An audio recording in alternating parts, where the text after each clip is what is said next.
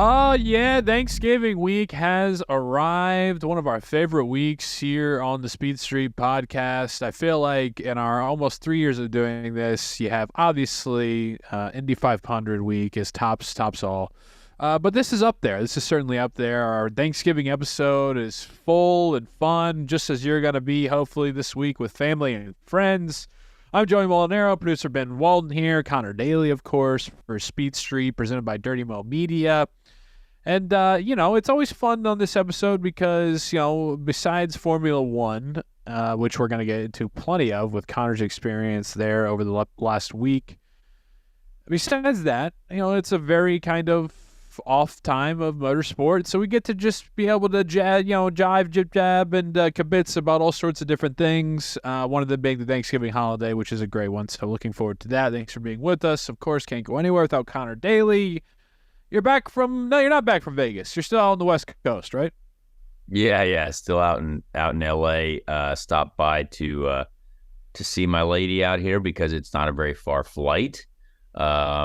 And then I'll be home for Thanksgiving. So yeah, it was a wild week in Las Vegas. It was a crazy motor racing event. So there's a lot to talk about, a lot of stories I want to tell. I feel like I was waiting for the podcast to be able to tell folks all that happened. It was a big one. Yeah, it definitely looked like it, seemed like it from the socials, from what was going on out there, not only from you, but from everybody else that was out there. We're going to get to that. We got really two podiums this week for you, kind of the weekend podium and then a little bit of a Thanksgiving podium. It's not going to be food like we did last year. This is going to be the Thanksgiving podium of activities or traditions.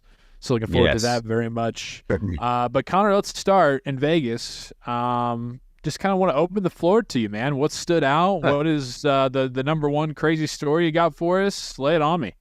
So thankfully, obviously, we got in an episode last week where I had already done a lap in the car, around the track, which was cool. I want to kind of bounce some things off you guys as well because there was a lot that happened, right? A lot of very funny stuff. A lot of also crazy stuff, right? We got into first of all, we got into the opening ceremonies, which was like a concert of just mass proportion. And we were having a rehearsal that night and there was concerts going on. There were like all these massive artists, Kylie Minogue, Tiesto, John Legend, just Jay Balvin, all these people all of a sudden just one after the other. And you're like, all right, well, all those people I know cost a certain amount of money, which is an absurd amount.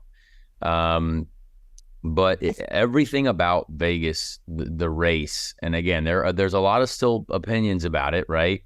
A lot of conflict on the internet, but it was astounding. Like everything they did was high level production. It was high dollar, fireworks shooting off of every casino's roof. Like I've never seen that before in Vegas. It was like a New Year's celebrate. It was like New York New Year's Eve in downtown Las Vegas. They did that for opening ceremonies. They also did it after the race. But there was obviously, right out the gate, there was a big issue with the track. We saw they literally ripped a manhole cover out of the ground, which got a lot of chatter. They're like, a lot of people quoted me saying it would be a fire fest. I got a lot of tweets about it. People did pay attention to this show. People were saying that I called it. Now, again, it was only the first practice. I like Toto Wolff's comments. He's like, you guys are crazy for reacting to this. The first practice, he said, no one watches the first practice anyway, which is hilarious. Talk about a real one. He's just being real. And you hated to see that, though, for the fans. Obviously, there was a lot of fans there late at night, and we were there late at night. I was so tired, I was starting to hallucinate. Like I don't know what I was going to commentate on. And they eventually released us. Obviously, the second practice was supposed to start at 2 a.m. local time, then it was 2:30 a.m. local time. And then they told all the fans to go home at like 2 a.m., by like 1:45 or 1:30 a.m. they were clearing the grandstands. And it was like, oh my gosh, this is going to be a mess. And it was a mess. People were upset. People were unhappy. but I was happy because I got to go to bed. But I tried to start watching the session at like in my hotel room, and again, I was so tired that I was like hallucinating. I was like, I don't know what's going on. I got to go to sleep, so I didn't watch the session at all. I fell asleep, and you woke up the next day and you're like, Friday, okay, Friday, here we go. This is going to be qualifying day, and you hope they fix the track, but. What did you see, Joe? Like, obviously you're a consumer of what's on the internet, and it was a big story, right? Like, I was like, all right, the track's messed up, everything's crazy. We got a penalty handed out to Carlos Sainz, which is, I think, very unfair still, because a piece of the car literally went into his car and destroyed it. You had Esteban Ocon as well changing a chassis because of the track. Like, did you see the reaction to the internet? I mean, it was an aggressive turn on people. Yeah, no, I did. I saw a lot of the reaction. I saw a lot of bitching and moaning and complaining, about how it's 99% a show, 1% a race, and blah, blah, blah, blah. And I'm just like, here we go, man. You want to do everything you can to come over to America and have these races in these places where you know that it's got to meet a certain Formula One standard. And then because of that, you have to spend a certain amount of money and dedicate a certain amount of time and blah, blah, blah. And it's always going to kind of have a chance for it to be a bit of a fire fest, in your words. But that's really all I was seeing. It was just a whole bunch of bitching and complaining. Yeah, and I agree. I think there were people that couldn't wait for it to fail, as is there's always those people, right? But I think you have to give an event, some leeway, like just a little bit of like, hey, you know what? Something could happen, right? This is the first time ever. Like IndyCar went to Baltimore, right? IndyCar went to Baltimore to race over some railroad tracks. Now that could have probably been thought out a little bit better. Like that was a bit of a difficult one, but they changed the track to make it work. And obviously we never went back there again, which was a challenge. But, there are things that can happen. The Nashville race, I think we found after 1 year, obviously there were a couple things they adjusted for year two, as will Las Vegas. With a street race, you're not really going to nail it first time. It's just almost impossible to do so. But they really did a great job with fixing it, right? Like catastrophic, difficult issue, yikes, world news. The track is a heap of burning dog poop, and then all right, we're gonna come back and we're gonna do the practice and we're gonna qualify. The final practice and qualifying. Now, there were people already, like there were a bunch of fake news stories already, spiraling that morning saying that, oh, is it going to be delayed again? It was like, no, everything was on schedule. Like it wasn't a delay. There was nothing that was wrong. They fixed everything, or at least did the best that they could to fix everything. And we got right back on schedule Saturday. And honestly, Saturday was a great day. Like it was, a great practice session, great qualifying session. Qualifying was very, very exciting. It was good to see. And you could just tell. So Saturday was definitely the day where you started seeing the folks in the paddock. You started seeing the celebrity influence, all the people that are starting to be there that think that they're something for sure, and people that are something. I mean, I think I saw Brad Pitt on the Saturday for the first time, and Brad Pitt walks fast. Let me tell you, I've never seen a human that walks faster than Brad Pitt, with a train of dudes chase him too. Like it's like, and not dudes that are trying to get autographs, like dudes in his crew. Like Brad exits the paddock club, goes to where he needs to go, and that man is walking with such purpose. And I even put a tweet out about it because I was like, this is one of the most astounding things I've ever seen.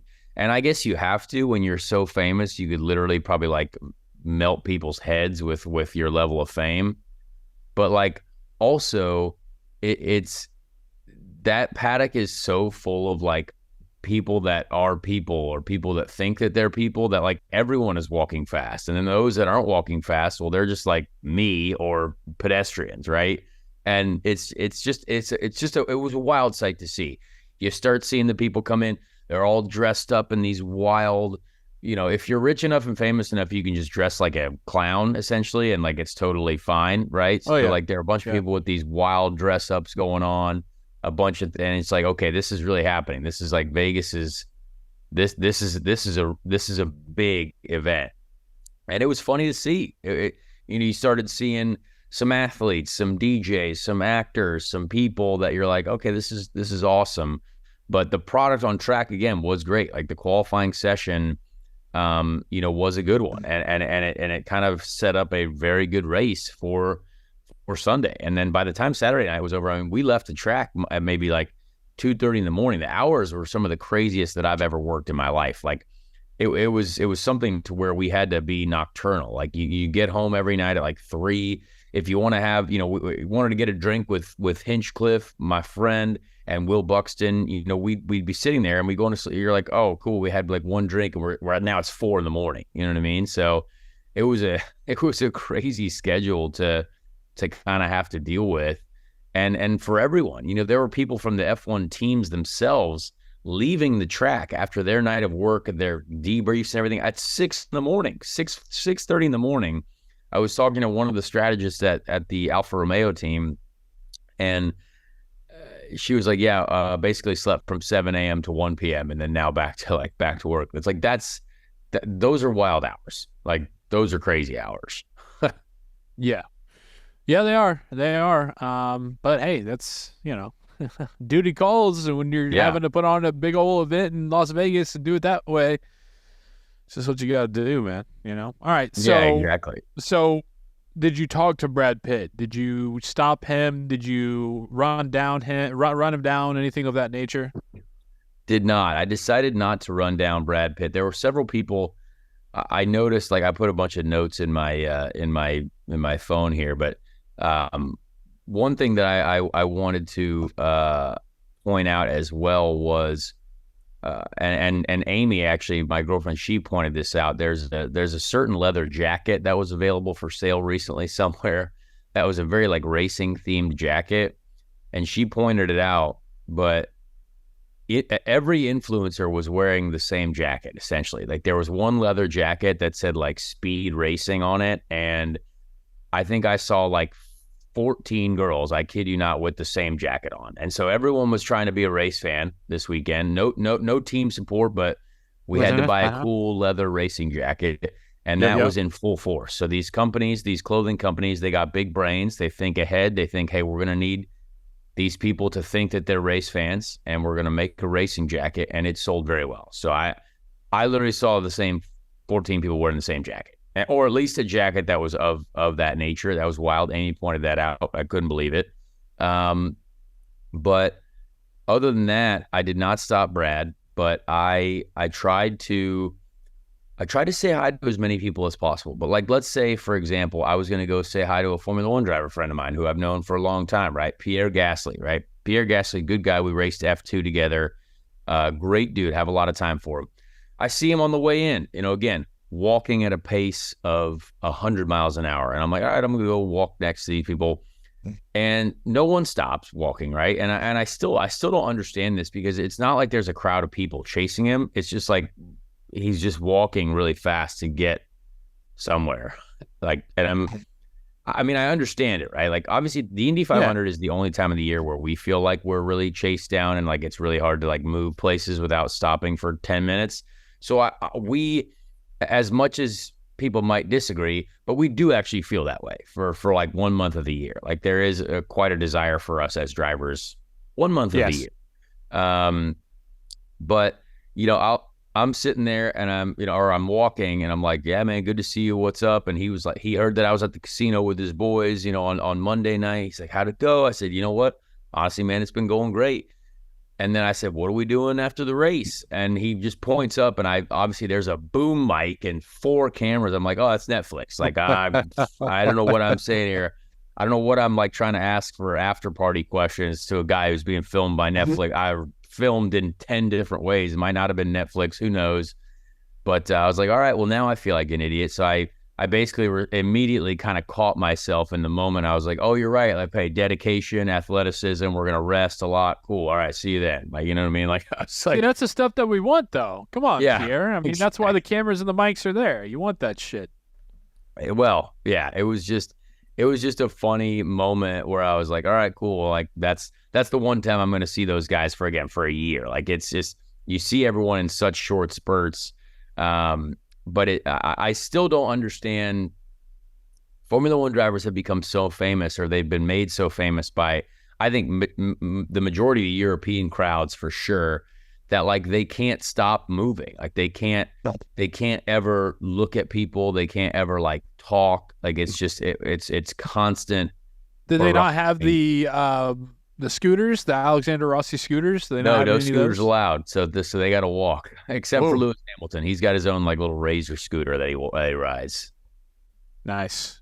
Yeah. I just figured that would be, I see a bunch of IndyCar guys. Rossi's got his little moped scooters. Yeah. Figured that might be the case, but they said, nope, you guys are out here with the people, huh?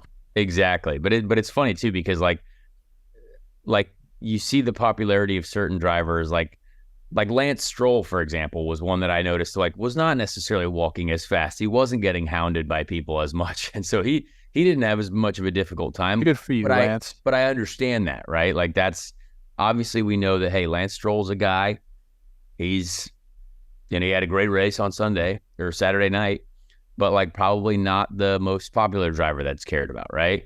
The same with like Logan Sargent, our American hero, our friend of the show, great guy.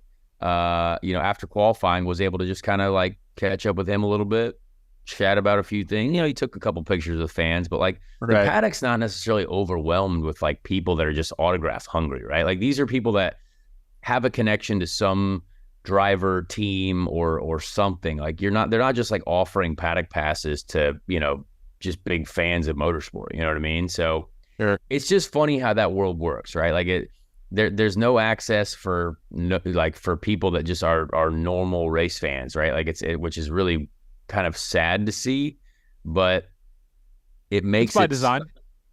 Huh? I said it's by design, though. I mean, that's exactly how they want it. It makes it hard to see your driver, your team, but it does feel. And again, this is where I think IndyCar is lacking a little bit of it. It feels cool to be in there. You're like, it's like this is just like an insanely cool place.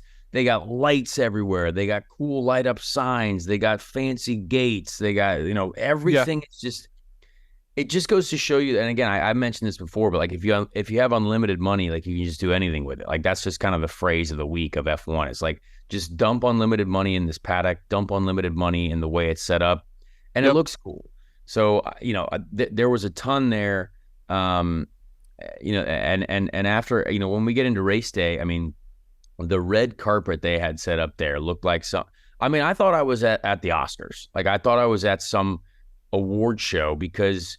You get this list of people, and I even heard as well, which I thought was funny, but people were saying that Travis Kelce and Patrick Mahomes are supposed to be there because now they're also now investors in the Alpine Formula One team, but I didn't see that. I didn't see that. I really wanted to see Travis or Patrick, but did not get to see them.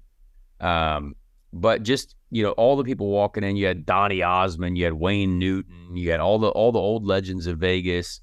Then you had, Rob McElhaney, who was hilarious. He was right there. I was like 5 feet from him. I respected him as a human. Just an endless amount of people that you didn't know who they were, but if someone showed you who they were, you're like, why does that person have 10 million followers? Like, I've never heard of that person in my life. You know what I mean? Right. Just a scene of all. You had at one moment too, during the pre-race, like I'm just walking around the paddock. It was like a music festival. You had, if people know DJs, you had Martin Garrix, Alesso, Tiesto, Marshmello, and I think one other guy, Steve Aoki, all chatting together. Like some of the biggest DJs in the world, just like, what's up, bro? Like, how we doing? All these guys. So it was a very funny moment because like me, I'm a music guy. I look at that and I'm like, well, that's awesome. And like no one's bothering them. They're just, hanging out, catching up, having a great time with the boys. Were they dressed like assholes? No, just they dress wealthy. They look rich. Yeah. Well, you could make the argument that's one and the same. You dress like an asshole, it means you dress rich. I like most of them. So Steve was wearing parachute pants. So he had these pants that were pretty wild that did look like wealth pants. Asshole. Well, just like an asshole. I like Steve. All right, I'll say it. He was a nice guy. I will not say that because they've been nice to me, so I will say that. But they have an interesting way. Again, it's not like they've earned that right. Like you said, like it's not. I'm not calling them an asshole. I'm saying that because of how rich and famous they are, they can dress like assholes because of that. So it's not. That's true. It's a totally different. You know what I mean? I'm not saying, hey, Steve, you're an asshole. I'm saying, hey, you're rich and famous, so therefore you can dress and do dress like an asshole. There you go. That's like I think that's a math equation somewhere. Yeah. Yeah. 2 + 2 equals equals dress like an asshole. Yeah. Okay. Wealth plus fame equals put parachute pants on. Yeah. Yeah. Got it. Absolutely. Yeah. Good for them. Good for them. Yeah. Exactly. I at one moment too. This is kind of going through my random stories. Jared Leto walked right by me. I got to see his face, his like Jesus type beard. Looked very, very good looking man. How tall is he? Huh? How tall is he? I would say he is taller than me, but not by a ton. Like I'm only 5'9"3/4. So, I mean, taller than you, shorter than me. I would say he's 6 feet tall. Maybe that's about I'm pretty much about as on the nose as you can be right there. So yeah, I would say he's 6 feet tall. And again, great looking man. I didn't say anything because obviously I'm not like that guy to just stop everyone. But I thought that was cool. Also, Dax Shepard got to. If people have followed me for a while, I got to take Dax Shepard for an IndyCar 2-seater ride in 2015. The day before I made my first IndyCar street course start at the Long Beach Grand Prix. And so Dax and we used to exchange text messages. I got him there, got him in the car, very friendly interactions. Dax had no idea who I was, for sure. Yeah, I think he definitely had no recollection, which again, I completely understand. I wouldn't remember me either. Sure. If that was it's been a while. Years ago. Yeah, been a long time. But great to see him there. Obviously, very funny human being. I think Dax Shepard is a great person. As I look at more notes, oh my gosh, yeah. So there's a Shaun White story that I have to tell as well, which I was saving for the podcast. I think Shaun White is a hero. Is a hero. He's an incredible, a legendary athlete. American Olympian. He is also currently dating Nina Dobrev, right? Very famous actress. And there was a moment that I don't know if I was like just trying to be like I wanted to take a picture with Shaun White, but like Nina came to the Indy 500 in 2015. Like she knew Marco. She came to visit with her boyfriend at the time, different boyfriend, right? And we all went out after the race that night after the race, and I was like, "Oh, this is cool! Like this is fun. We had a great time. We're at Revel downtown, which is now in Indianapolis. Went to the nightclub, dancing around, having a great time. And this is this is almost a decade ago now. We're getting older here.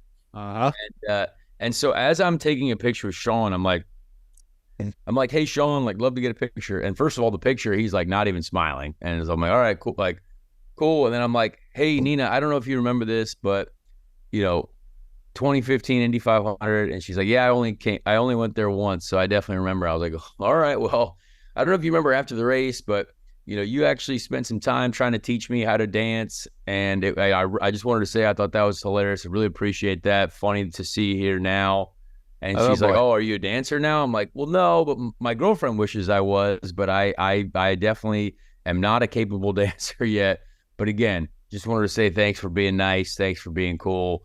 And it was like one of those things that you could tell that Shaun, I remember him the whole time. He's like, yeah, like just kind of making noises, like, like that agreeing guy. That's just like, it was such an awkward situation. Cause I never once said like, oh, I was participating in the race that day, or like, oh, Marco's my friend. Like we were like, there was nothing to make that connection. I just sounded like a weird guy that was like, oh yeah, I tried to like, dance with you at the nightclub. It's like, no, like we were actually like, everyone was actually having a great time, but I'm sure no one remembers, but I remember because obviously they're very famous. Yeah. And so it was one of those moments that, you know what? I'm sure Shaun was like, who who was that idiot? And she was like, I literally have no idea. It looks like a diabetic guy. So and probably one of those moments. I don't know, but it was very funny. I did at least get to say, you know what? Hey, I was like, I just appreciated everyone for being nice. That was all I was trying to say. I was like, hey, you know what? This is something that lasted for me. Thought it was very cool that you were nice and everyone was cool. And yeah, it turned out it was an awkward moment. And you're also, what I've noticed, I don't know if you've experienced this, Joey, like if you've met a lot of really cool people in your life too, but sometimes you have to get in what you want to say in a quick period of time. And so you start saying words really fast and you're like, I have a story to tell, or I have something that I want to tell, but I have to tell it in a very short period of time. And you miss words. You're like, I wanted to say something else, but I didn't say it. And then I look back at it and I'm like, well, I look like a complete fool now. Hold on, I'm sorry. I just got a text that I'm pretty sure Shaq Leonard just retired. That's weird. I'm pretty sure he just retired. What would you Sorry. say to Shaq Leonard? Huh? What would you say to Shaq Leonard if you had to make a small conversation with him? Right now, I don't. This is wild. He just retired in the middle of the season on Twitter. The Colts linebacker. That's Wow. a shame. Says Indy, I thank you, and then has a whole graphic of it. It says Maniac out. I'm thankful to play for such an amazing fan base. I love you guys and wish the Colts nothing but the best. Whoa. Okay. Sorry. No, what I was about to say, Connor, is yes, that does happen to me. Or what's funny is I'm sure you get this too, as someone who is a professional athlete who has been in the public eye and stuff. When you get people who come up to you and then they're like, so you're on the Shaun White end of it, right? To where somebody's like trying to say about how you saw me at this bar this one time and I told you about this funny video idea that I had and you laughed and I remember it and you haven't done it yet though.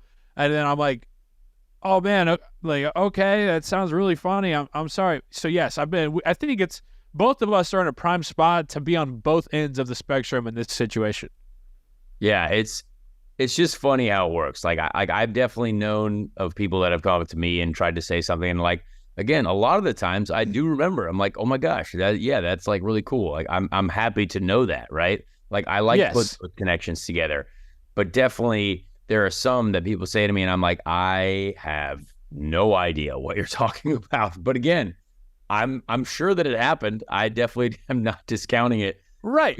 Yeah. There were a couple moments where I was just like, man, I missed on that one. I definitely missed. And now I literally think Shaun White is one of the coolest dudes on the planet. Like I'm so like he's the only person that I actually took a picture with, like of any of the celebrities that were there. And so, yeah, it was just a funny moment. It was a funny interaction. You should have said to him, I'm just talking about dudes, baby. That's what you should have said. When he was kind of giving you the like, oh, is that so? Oh, okay. To his girl, you should have just turned up and said, I'm just talking about dudes, baby. And maybe that would have broken the ice. Or maybe he would have been like, oh, okay, I actually hate this guy even more now because he's making fun of my viral moment. Yeah, I don't envy you in this situation because I would have been like, oh fuck, that sucks. But yeah, it was a challenging scenario. It was just one of those things that I couldn't wait to tell on the pod because I think people will appreciate it.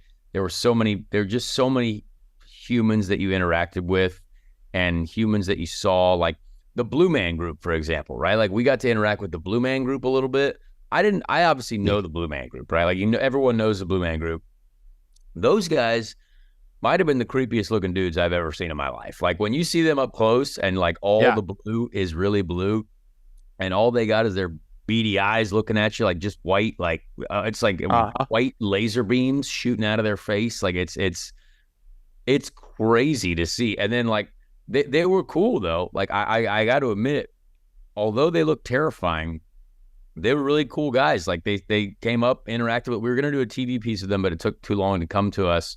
And then one of them handed me a marshmallow. So I don't know if that's like a friendly gesture, like if that's like handing over like a military service coin, that you get. I was gonna say they don't talk, right? They don't talk. Yeah, no talking. They don't even smile. You don't even see their teeth ever. So like you can't even. It's just them, and like they had their touch up people around them, putting like more blue on them. I don't know, but that looked like a tough job. Like I got to give those guys credit. That looked like a tough gig. But again, I was like, this is like one of the craziest things ever. We're sitting here in the pit lane, Blue Man Group, just hanging out. Like, I mean, like it's just a wild scene. And so for everyone out there, just to be clear, the Blue Man Group, not the people who sing "I'm blue and I'm a diva da da da da da." I don't think so. Yeah, they're not. Yeah, that's a totally different. That's Eiffel 65. Classic misconception. Yeah. Classic misconception. So just want to clear that up for everybody. Yes. Which you would think, I mean, you see the Blue Man Group, you would think they're the ones who was talking about being blue. It is not. Yeah. However, it is not. So just want to make sure everybody knew that and was on the same page. Yeah. But so you got to meet Shaun White and saw the Blue Man Group. That's great. Yep. And Shaq was there. You had just an unbelievable amount of people for race day. You know, the vibes were high. There was a ton of people there. You know, from what it looked like from the paddock, at least, right? Like, I never once got to go into any team hospitality unit. That was like one thing that was very different. They were kind of on an elevated surface. Never once got to visit in there. Got to chat with most guys, though. Got to chat with Carlos Sainz a little bit. Obviously, Daniel Ricciardo and I traded helmets, which was really cool. That is now my most liked photo on Instagram. So appreciate those folks for liking that one. Yeah, that was cool. Daniel and I have been kind of planning that one for a while. Daniel and I talk quite often. He's a great dude. Have a lot of respect for what he's doing and what he has done. And respect his passion for bourbon as well. He's a bourbon guy. So we've got along very well over bourbon. Part of that trade was I gave him a bottle of bourbon as well. So that's just something that people didn't see. But yeah, it was really good to interact with folks. And yeah, race day, getting into that real quick before we get to podiums. I mean, what else do you say? I mean, they had a national anthem that was definitely pre-recorded. It was definitely not, we saw it. Like, they were playing the national anthem, you know, over the loudspeaker a couple days earlier as like a, you know, a test. But hey, that's fine. Still sounded good. Yeah. Did you do the Calabro? Huh? Did you do the Calabro? I did not do the Calabro. No, I didn't do it. I didn't have any. I had a couple good lines that I snuck in there. Again, sadly, this wasn't streamed anywhere. So again, if people didn't know what I was doing, I was commentating for all the at-track screens. So I was the Dave Calabro. I was the Alan Bestwick of the Indianapolis Motor Speedway, you know, commentating on everything that happens on the track, all the big screens. And I had a great team of people too. Obviously, Jonathan Green and Bob Varsha. Bob Varsha had commentated with my dad, which was really cool back in the day, and now he commentated with me. So there was so much there that happened that was just a lot of fun, but it was great to talk about. And I even heard from a lot of people too that were from Indiana or from different folks from all around. The CEO of the diabetes company that sponsors me, Mankind, he was there. He's like, I just saw you on the big screen. Like, there were more people there than I actually expected in my network even as well.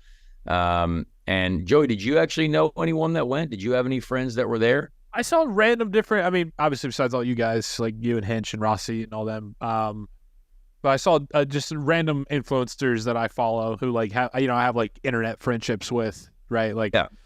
I don't know, I've never met them personally, but like we follow each other and like commenting on each other's stuff and whatnot. I saw a few of those, you know. So yeah. To your point, probably one of those people who had one of the leather jackets on. Yeah, exactly. Yeah. Yeah. Daniel Mack, the guy who asks anyone what they do for a living when they're driving really fast cars. Got to spend a lot of time with him. Awesome dude. Like he would send me a video every single time I was on the big screen, and he's a great guy. We also, dude, one thing I got to tell you too is that Red Bull energy station they had there, this Red Bull hospitality setup. There's chatter. They told me that they want to bring it to the Indy 500, and this thing is millions of dollars. Like, this thing is one of the coolest, like, areas to hang out I've ever seen. Like, for a mobile unit that they build for a race. You know what I mean? And if something like that made it to the Indy 500, that takes us to the next level, because that would be the only place you'd want to hang out. They had food all over the place. Like, we got to get brought in there thanks to our buddy Parker. Shout out to him. He's a great guy. Brought us in there, showed us what was up. And I mean, talk about there's like three different floors of activities. There's like a DJ on each floor. There's like an interior dining area, all while out looking over the track. Like this would be someplace that's so big that you'd have to basically put it on the back straight of the Indianapolis Motor Speedway. Like, let's just line it up down the back straight. There's no grandstands back there, but let's just put this Red Bull thing back there and let it have a great time. Like it would be an amazing look. But man, that was one of the craziest things I think I've ever seen. Had a nice pasta dish. You know what I mean? I had a nice little pasta dish while I was getting ready to go to the race. You know what I mean? Like just an unbelievable sight to see. So sounds like some RBVs to me, some Red Bull vodkas. No, I obviously was working. But I was saying for me at the Indy 500, that's what it sounds like. There were several people that were enjoying those as well. And race time. I mean, everyone knows what kind of happened in the race.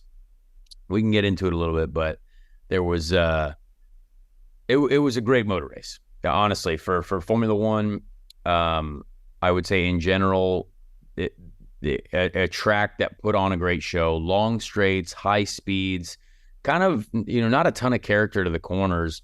Hated to see Lando Norris go out early. Obviously, after celebrating his birthday on Monday night, I hated to see him go out like that and end up, having to get checked out in the hospital. But that was, that's part of street racing. The cars are heavy. He bottoms out on one of the bumps. I mean, that's just part of street racing. Like when the cars are heavy, that's the first time they've raced at the, that maximum fuel load, cold tires, and things happen. So they're going to find that out for next year. Hopefully they'll smooth that bump out as well on the track for next year. But other than that, there was a couple safety cars. So it made, what's funny, and IndyCar fans can, I guess, appreciate this, but the second safety car that actually kind of guaranteed Max the chance at winning, and Perez the chance at a podium, that was very much like an IndyCar safety car. Like you had some people able to take advantage of that, some people that went long and were able to pit. That was such an IndyCar type yellow because Stroll took advantage of that. Perez took advantage of that. The Williams cars got killed by it. A couple people that had already pitted, got really destroyed by that. But there was no other stops to make after that. So realistically, that kind of set the race from then on out. Charles Leclerc, he obviously had older tires at that point, so he was never going to be able to defend like he was at the beginning for the win. So it kind of was, oddly enough, a street race kind of ended up being like an IndyCar strategy type race where some people stayed out long, got the yellow that they needed, and ended up being on the podium. So it was really interesting to see. And Charles Leclerc also with an amazing last lap pass for second as well. Thought that was a fantastic move. I think people were happy. I think after the weekend, there was a lot of people on social media that were pumped about it. Even Max Verstappen was singing in his race suit. You know what I mean? After he's singing "Welcome to Las Vegas" or whatever, "Viva Las Vegas," after he said the whole thing was a terrible program. Like Max was getting real aggressive. I don't know. I like Max a lot. I think Max is a great friend, good dude. Can never talk to him on race weekends though because he walks too fast. I do respect what he's saying. I think there is a lot of the passion for the sport and the passion for the purity of motorsport that is missed with the show and some of that. But also, if you want to keep making $55 million a year, you need the show. You need the people to care. You need the people to come and post about it and do all that stuff. So there's definitely a 50-50 balance of what do we need to help people appreciate the sport's purity, but what do we also need to make sure people want to come and give us all of their money so we can all continue to have jobs, right? Because we don't have jobs without the spectators, the promoters, the event, everything like that, the TV, you know what I mean? Yeah. No, I know what you mean. And it makes sense, right? Yeah, so it's, you've seen both, like, how far would you say off for, you've been and you commentated on an event out there in Vegas for Formula One. Obviously, you're a huge part of the Indy 500 year in and year out, and you've been around that your whole life. How far off are we in terms of matching that kind of event, in terms of the all the stuff that you just talked about with the influencers and the show and the people coming, because we know the spectacle and we respect that, and obviously that's already beyond. But in terms of kind of the modern approach of the Red Bull giant facility and the influencers everywhere and the famous people everywhere, like, how, you know what I mean? Can we get there? Well, I think the Indy 500 is still way above Vegas, right? Like the Indy 500 is still the biggest event in the world by a long way, right? That like Vegas tried to copyright infringe the Indy 500 by greatest spectacle in racing, trying to say like the greatest racing spectacle or whatever it was. So Yeah.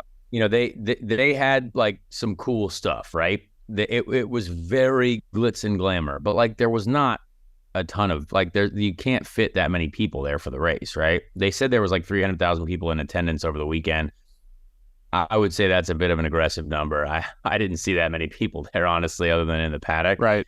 But I think you got to also remember that a lot of these celebrities, a lot of these folks are paid to be there. So, you know, when we have the Indy 500, we also pay people to be there, right? Like we also pay celebrities to be there. But I think if we get to a point where we have more like partners of the series, right? Like let's say Gamebridge, or let's say, you know, bitnow.com or whoever it is, PNC Bank, like all of those companies also need to bring like their own, like, hey, we're going to give Brad Pitt 50 grand a year, 100 grand a year, but he has to come to the Indy 500 with us. You know what I mean? Like something like that. You like Usain Bolt is there at the race for Heineken, right? Like, so there's a bunch of, you know, partners that bring their athletes in that they already pay, you know, to be representatives for them. So I think we need a little bit more of that. Like we can definitely get people to come to the races as long as we make it worth their while, right? And then they might enjoy it. Like obviously a lot of these celebrities have kept coming back, so it's easy for them. So we want to make sure we, you know, put on an enjoyable product, which we do. We obviously know the Indy 500 is like the greatest spectacle in racing, the biggest race in the world, like literally by the numbers and everything.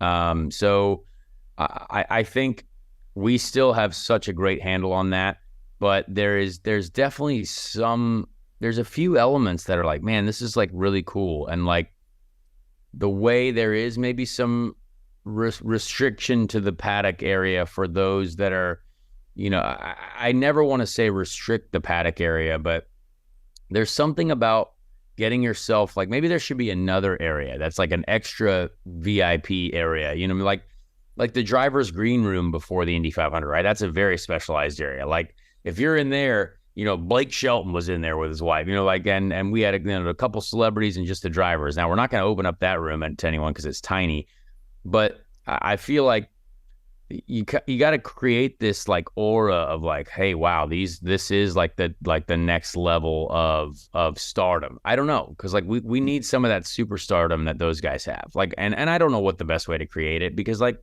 again, I'm never gonna say, hey, like we got to stop people from coming in the paddock, you know, because that's stupid. Like we want our sport to be accessible. That is what we can sell right now, is the accessibility of our sport.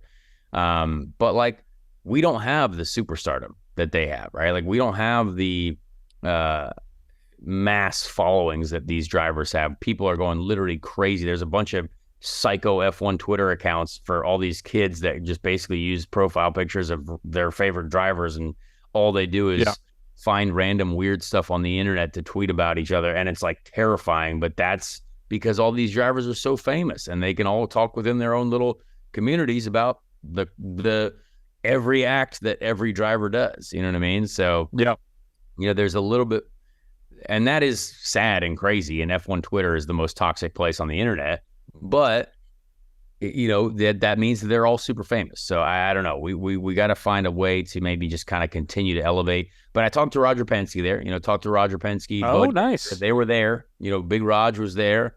You know, it was funny at one moment in the IndyCar paddock right out in front of the Mercedes garage area. It was me, Rossi, Kyle Kirkwood, Roger Penske, just all having a chat. And I was like, all right, we brought IndyCar here. Like this is the IndyCar. How about corner. it? This is the IndyCar corner. Love that. But yeah, it was a good time. We had a nice little event. And before we get into our podiums, we can get into the podiums next because I could talk all day about the Vegas F1 race. There was so much stuff that happened, but gotta shout out the Sargent brothers, Logan Sargent, obviously for Williams, and Dalton Sargent, his brother. Great folks. Went out with them after the race. How about this too? Williams, it was kind of wild. Like there was Michelob Ultra, who was a partner of mine for the month of May. There was an event that the Williams drivers had to go to, I think, like after the race at like 2:30 in the morning. Like that's like the first official appearance that I think I've heard of, like post 2 a.m. because they were obviously at the track doing debriefs. And I show up to this event, and it's probably 3 in the morning. And thankfully, I saw Alex Albon's girlfriend out front. She was being like not let in. And I got to meet her last year in Austin, Texas. Super nice girl, professional golfer, incredibly talented human.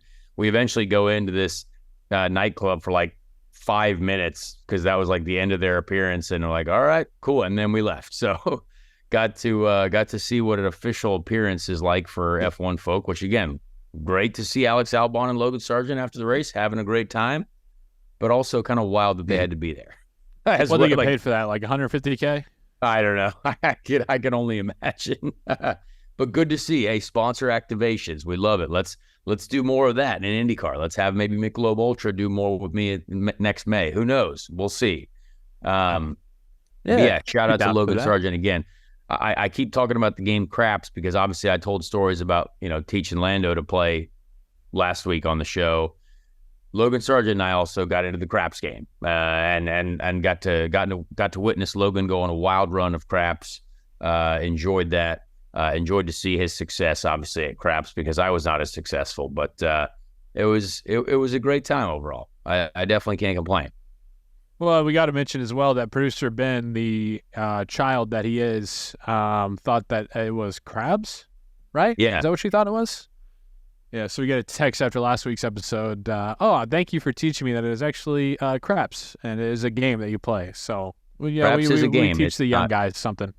Yeah. To be fair, either way, it's a weird name for a gambling game, crabs or craps. I mean, there's some weird connotation to it. So, the fact that you thought it was crabs, though, is still very concerning. Like we gotta teach these kids more in school. Like, come on. What else do you think? What else are you wrong about? I'm curious to hear what your 22-year-old mind We can only thinks. find out. This show is for finding out. I mean, I only had my first Vegas trip earlier in the year, so I'm learning. But, you get me on a poker table or a blackjack table, I know my way around. So we got that at least. There you go. You want to play craps. You don't want crabs. That's Correct. the distinction there. Yes. That's just science. That's just science. Right.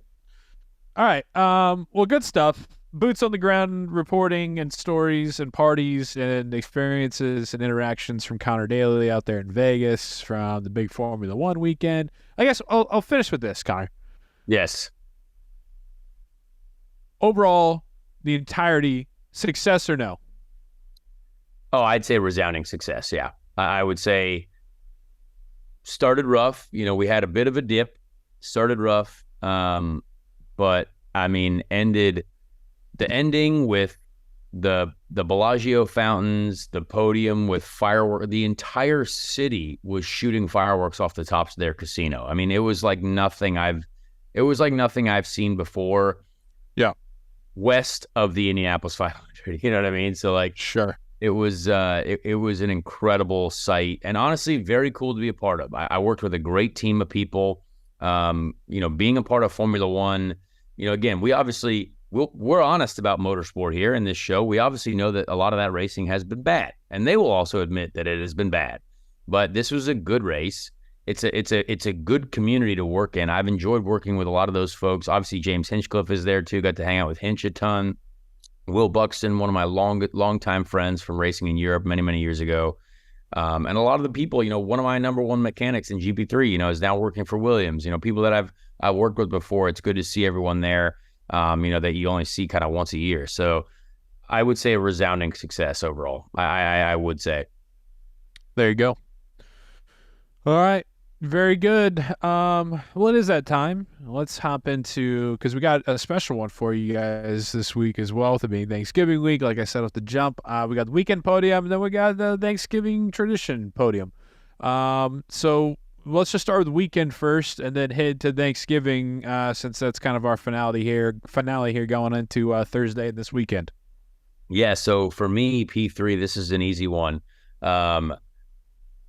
There was a coffee stand in the middle of the F1 paddock that was just doing free coffees. And this for a night race was potentially the greatest thing that I think I've ever seen. No charge, just people brewing coffee and handing it out.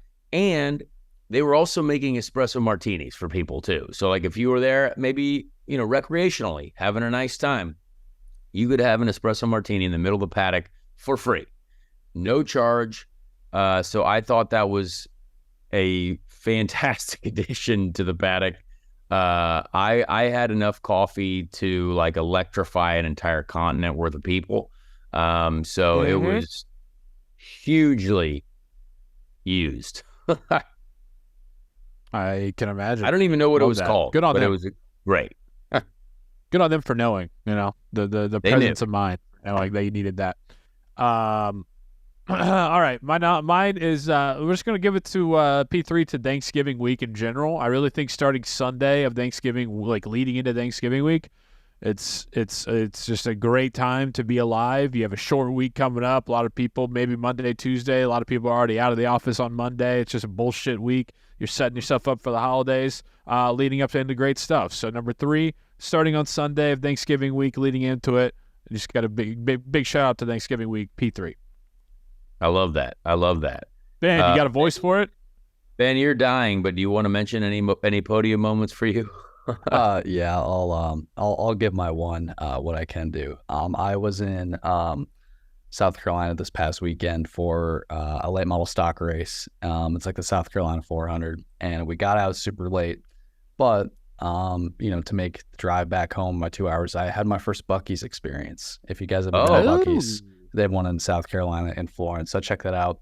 I was there pretty late, but got to enjoy the pleasantries of what Buc-ee's has to offer. So, all right, I love that. Good for you. Yeah. Buc-ee's is big old first like place podium for Buc-ee's. Yeah, top 5 place to visit on my life. There we go. Nice. I like that. Well, good for Ben. Poor Ben is dying, so we're gonna not let him talk a lot. So P2 for me on the podium. I found out these stages that they were using for the like opening ceremonies, driver introductions, and like all kinds of crazy stuff. There were these things that you drive with like joysticks, and like there are LED boards all around them, and you can get in them and like be raised through the center. $5 million per one, like per stage. So shout out to these $5 million stages, because they were like the coolest things ever. They raised the drivers in opening ceremonies and lowered them down like through them. They had concerts being performed on top of them, and you could all just like drive them around with the joystick. Like we saw them all parked in the back of the paddock, and we're like, damn, what are these things? And sure enough, incredible $5 million stages. So P2 to these $5 million magic stages that people fly in and out of. Hey, just chump change. And they light up. Quick fill, $5 million. Never heard $5 million, and there was like 8 of them there. So just easy money. Unlimited money always wins. My P2 goes to Dave Filoni. Not new on my podium list, but he was just announced that he got promoted to the Chief Creative Officer for Lucasfilm. So hopefully a lot of prayers have been answered that he is just going to be in full direction of Star Wars and all the creative side of it moving forward in order to hopefully get Kathleen Kennedy out and tell stories that people actually give a shit about and like he has been doing. So Dave Filoni taking over Star Wars, got to be up there for me, P2. There you go. All right. Well, moving on to P1 for me, I think this is a big moment. And there could have been a couple moments here. I have like a P1 and then like a P1 subcategory. I'll start with the P1 subcategory, and I'm just going to call it Indy 500 shirt guy. There was one guy the entire race weekend in Las Vegas that I saw wearing an Indy 500 shirt. So shout out to Indy 500 shirt guy. Love it. Respect that you're out here carrying the brand for us in the middle of Las Vegas, which was literally every 2 or 3 people were wearing F1 merch. It was astounding to see how much merch money was being made. But again, F1 merch is cool. So, like, I get it. I would want to wear a Red Bull jacket, too, because it looks cool. So, shout out to Indy 500 merch guy. That's great. Yeah, love to see it. Also, regular P1 was not losing money in Las Vegas. I think I managed to go through a week, almost 7-8 days. I like to bring some cash out that I've accumulated through my life. Just little bits here and there. Enjoy some games with the boys, and happen to basically go through the ebbs and flows of the week, ups and downs. As you do, ride the wave, and end up at exactly even. So pretty much nothing happened, which is I think a wildly successful trip to Vegas. So P1 to me for not being a degenerate. Attaboy. Good for you. That's a great way to come home for the holidays. Just even Steven, ready to go. And technically I'm in the green because I obviously got paid to be there. So it's true. Yeah. So very much in the green. That's a good point. My number one goes to we had Dave Filoni in. My number one, my P1 goes to Matt Canada being out. The Pittsburgh Steelers have done something that they literally have never done. The last time they did this, an end-season firing, was 1941 when the guy fired himself. So this doesn't happen. This is literally like, you're seeing something that it's like, what are they, the eclipse or whatever the hell that everybody's obsessed with the moon and the sun and all that. Yeah. This doesn't happen. Matt Canada out, though, so that's one part of the problem. Out, the Steelers did something about it. They put aside we're the Pittsburgh Steelers, and they just said, nope, this is too bad. We got to be done. We got to move on. And now we got the last 7 games to evaluate whether or not Kenny Pickett can actually do it without the hindrance of Matt Canada. So this is all good things, but it started with Matt Canada being out. That is foregone. That is done. So P1 to him being out and the Steelers actually making a move upon it. I didn't have any racing stuff in here this week. It was all personal stuff to me, essentially. But P1, Matt Canada being out. I knew Steelers fans were going to be excited about that one. That's the one. Yeah. I pay enough attention to the football world to know what Steelers fans are going to be happy about. It's abysmal. Anyways, but it's all good now. Yeah. All right, so should we go into the Thanksgiving edition of the podium? Where I hope that you guys are listening to this episode as you're traveling to family, doing whatever you do on the Thanksgiving. Maybe you're playing this on the loudspeaker for Thanksgiving dinner. Probably not, but maybe that's on the Bluetooth. Who knows? You want me to start, Joey, with a P3 of Thanksgiving activities? We might have a couple of the same ones here, but P3 for me is the Lions game. I'm a big Lions game guy on Thanksgiving, and now obviously the Lions are successful. So I enjoy watching the Lions football team, and you just know that it's Thanksgiving when you're watching the Lions play. I enjoy that activity. I love football, and I'm actually enjoying watching the Lions. So this one, I even enjoyed watching them when they sucked. Like, didn't care. It was like, hey, it's Lions season, Just means it's Thanksgiving. Exactly. Absolutely. Yeah, I'm going to stay pretty similar here in the football route, but my number 3 in the Thanksgiving activities podium is talking shit about the Cowboys with your uncle. Okay, there you go. that always plays, especially plays. It could play with an uncle you're trying to connect with. You can play with a future father-in-law that you're trying to start a conversation. That's always a good combo starter. It's always, an easy play.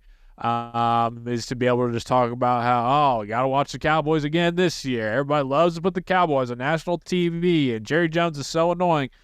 Is Dak a top 5 quarterback? Probably not. Yeah. Right. It's an easy play, and it's something you just got to do every year. So that's number 3. I love that. I do have one. Let's I'll go. do my one and let you guys go. This is kind of funny, but my dad's side of the family, when we would do Thanksgiving growing up, they always had like a poker, blackjack / cards like hour or two. And that was always for the adults. And then we got pushed off to the kids' room to play our board games. So when I went to college and moved to North Carolina, I didn't get to join that tradition, but that was always the after dessert thing that I miss out on. But that was always my favorite because I was like, I want to play some cards with all the adults. So, but maybe that's when I'll start with my own family. But gotta have some card games afterwards. Yeah, That's always my favorite. So I respect that. Okay, well, I'm gonna hop in there after that for you, Ben, because my number 2, and I'll let Connor do number 2. My P2 for Thanksgiving activities is euchre.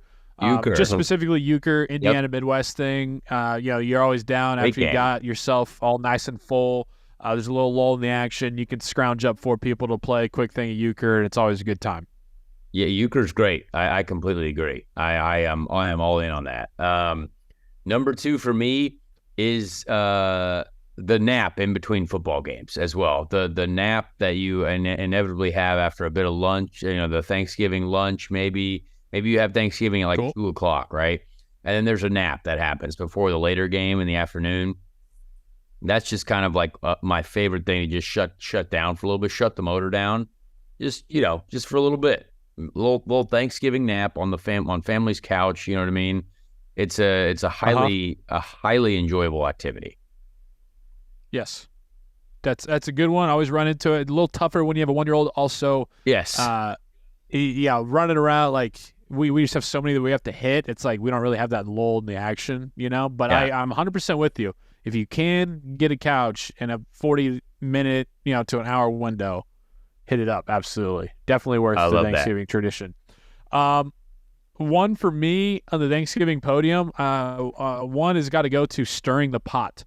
You could use it for actually cooking, you could do it that way, but I'm more so meaning just throwing in the little subtle jabs to your aunt to kind of get things rolling, to kind of get her huffing and puffing, and then more of people getting just a little pissed off, you're not the one causing the scene. You just if you have somebody who's really Republican in your family, which I'm sure we all do, you just kind of oh man, I was gonna stop and get gas before we got here, but these prices are insane. Yeah. And then you have your uncle, and he goes off on a thing, and then everybody gets into it, and it's really funny. So number 1 for me, you can do it every year, no matter what the situation, no matter where you're at, who the family with, stirring the pot, always fun. Absolutely, no, that's a good one. There's definitely always some interesting conversations that begin and also end in a very interesting way too. You really see people's feelings put out on the table. You know what I mean? You got turkey, you got stuffing, and you got emotional distress. You know what I mean? Right there. It's all in the same. And that's Thanksgiving. And that's Thanksgiving. Yeah. So number 1 for me is a game that I played more of when I was a younger lad. We as a whole family would literally play, and I say that word way too much, literally. I gotta eliminate that from my vocabulary. But I'm actually saying what we do is play about 6-on-6, 8-on-8 football in the backyard. I thought for many years I was going to be a wide receiver in the NFL purely from catching passes in the backyard, right? I'm you know what? Sure. Marvin Harrison doesn't have anything on me. I'm gonna get up there. I'm gonna use my one-handed catch to be, some film. Maybe we'll put this on the internet, whatever it is. Family football games for a long time have been some of my most enjoyable times out in the backyard. Just get in the mud a little bit, get in the dirt, get some grass stains. It's probably a little chilly, so we got to have jackets on. But rough up the brothers a little bit. I got 3 younger brothers, maybe feed them a shoulder, and maybe it's only 2-hand touch, but someone's in the ground crying. That's some of my most enjoyable Thanksgiving memories. We were lucky enough to have a yard, so let's get out there and throw the rock around a little bit. That's good, man. That's true. That's some Charlie Brown Thanksgiving, all America stuff. Everybody in my family is just too lazy to do that, so I don't really ever get to enjoy that. The most I'll get maybe is I'll toss the pigskin, but we ain't ever actually line it up and running post routes. You know what I mean? Oh yeah, so I'm jealous. We are running post routes. We're designing plays. Uncle John had to be the quarterback because he wasn't very quick on his legs. Doug Bowles was sometimes the quarterback, president of the Speedway. He could sling it. That. He could sling it. I bet Smart guy. Doug Bowles would give a mean play call in the huddle, man. I bet he would absolutely knock that shit out of the park. Great set of audibles too. He's like, he's got all of his options. Absolutely. All right, so there it is. Our Thanksgiving activity / tradition podium to go with our weekend podium for you guys when you're on your trip. You're flying, driving, going to and from, over the river to the woods, the grandmother's house we go, all those things, listening to the show. As always, hope you enjoy it and hope you send us yours. We'd love to hear yours at Speed Street Pod, at Joey Molinaro, Connor Daly 22. Right? You know the handles. Everybody follow. That's us. Yeah. You guys know. Just look it up. You guys know. All right. With that being said, let's do our random Indy 500 driver of the week. Yes, let's get into it. Appreciate you guys dealing with this. I know I don't have my mic, so the sound's a little bit different, but I'm trying to get it done. Love doing this show. This week we are. What year is this? This is the 1975 Indy 500. 1975 Indy 500 won by Bobby Unser.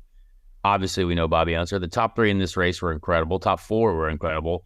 Bobby Unser, Johnny Rutherford, AJ Foyt, Pancho Carter, incredible. But I went to a driver that we have not talked about yet.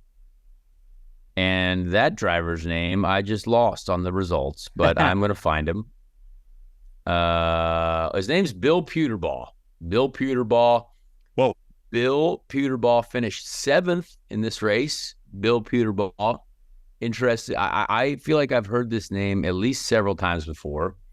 Bill Puterbaugh was an American race car driver in the USAC Championship Car Series, 67 through 71, 75 through 77, and the 79 seasons, 31 career starts.